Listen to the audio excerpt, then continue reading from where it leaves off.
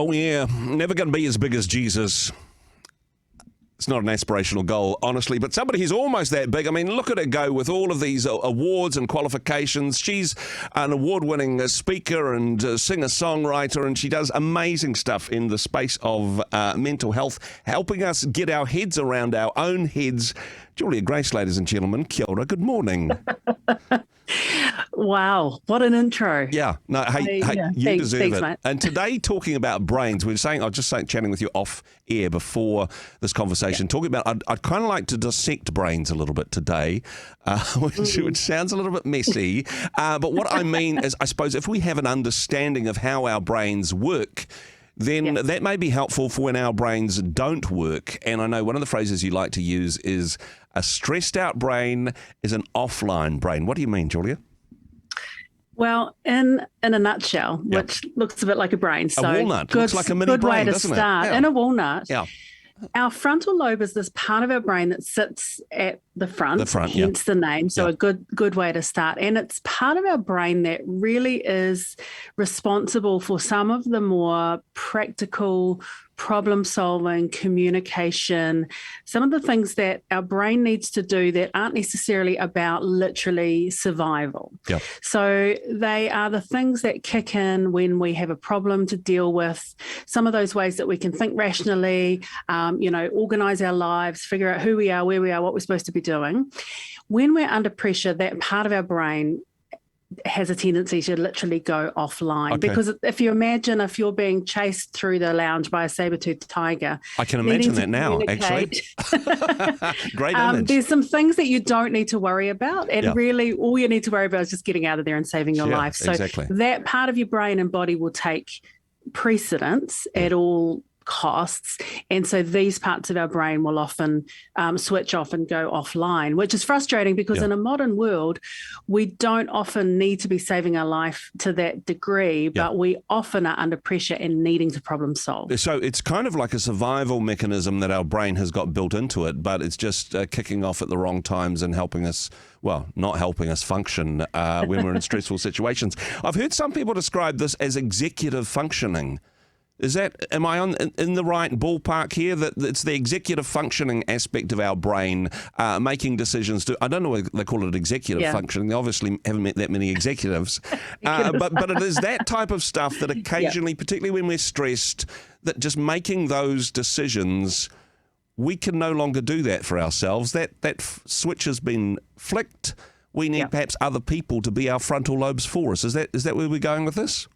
Exactly right. And so the next step of understanding what happens when a stressed out brain has gone offline is understanding that other people can step in and actually help do that support role for us. And speaking from my own experience of high anxiety episodes or low depressive dips, I describe my supporters, the people around me, like this.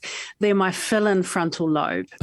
So the part of my brain that is normally doing all those executive function, executing the normal things of life.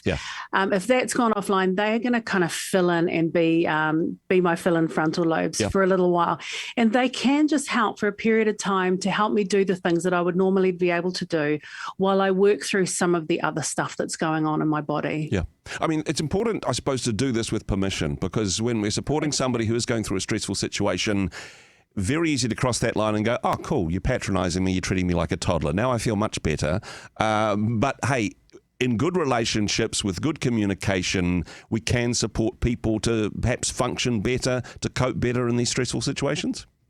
Absolutely. And of course, that the ability to have agency and still have some control over your life is very, very important.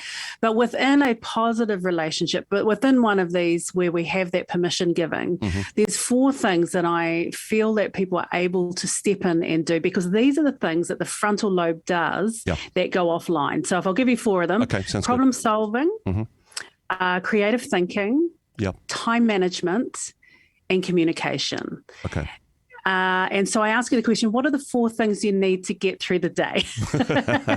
4 things you need to do your job, 4 things you need to sort out the kids, those are the things. And helping with those really practical things can feel super simple. It can feel almost like what I'm doing is just really, helping you figure out your calendar or what's your day looking like. Can feel patronizing and it can feel almost unnecessary. But I want to encourage people that simple, practical, consistent, and patient. And I'll say that again, simple, practical, consistent, and patient. Being those roles for them in those ways can actually make a massive difference just to help be that practical part of their brain for a little while. And rather than being patronizing, this is really empowering for the person who is in that stressed out space. It takes them from, I'm not even coping with the simple stuff, to know I've got this, I've got the support I need, I can function at this level, and I've got somebody who's my fill-in frontal lobe who can help me with some of the other stuff. And hey, being able to come alongside each other to support people that are going through that stressful situation, or perhaps people who have neurodiverse issues that, hey, this is where they live normally. This is something we can do. This is a way in which we can show love for each other, right? Absolutely. And understanding that's how our brain works means that it's not about patronizing. It's not saying, I can't even organize my time. I can't organize my time. Yes. It's just part of the process of being under pressure. It's not a given that we can all do that at all times. That can be, a different behavior, a learned behavior. So being able to step in and help someone just basically run their day just for a little while is actually far more practical than, trying to get too entangled with the emotional side of what's going on. You're not solving their problems, you're helping them solve their problems, right?